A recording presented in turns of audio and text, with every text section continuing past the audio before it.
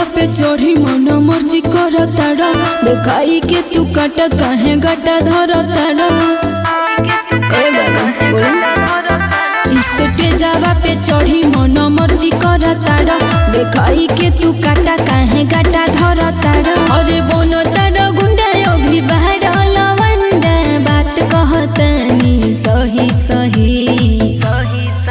अरे गोपीना हम तो सौ पे ढेर हई आज माँ के तो देख हम गोरखपुर के शेर। अरे गोपीना तो सौ पे ढेर हवे आज माँ के तो देख गोरखपुर के शेर हवे।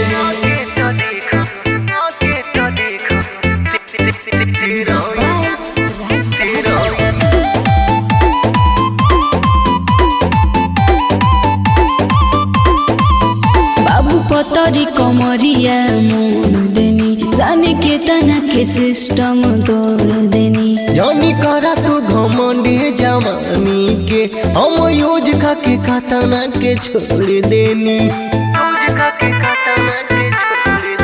बाबू पतरी कमरिया मोड़ देनी जाने के तना के सिस्टम तोड़ देनी। जानी करा तू घमंडे जवानी के हम यूज का के कातना के छोड़ देनी। मरो जोनी धक्का बात कहतनी पक्का हम होई ना खराब नहीं होई सही। अरे गोपीना हम तो सौ पे ढेर हई कि आज माँ के तो देख हम गोरखपुर के शेर। अरे गोपीना तो सौ पे ढेर हमें कि आज माँ के तो देख गोरखपुर के शेर हमें।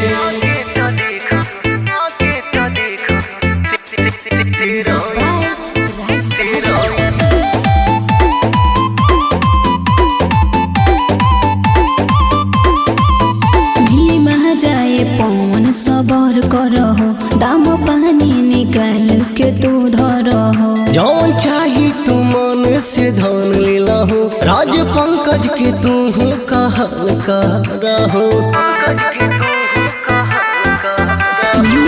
जाए पवन सबर करहो दाम पानी निकाल के तू धरहो। जौन चाही तू मन से धन लेला हो राज पंकज के तू कहल खाली फोकटे में महल कोइल चाहे लोहो लाल दूध छोड़ो ए बाबू चीख दही।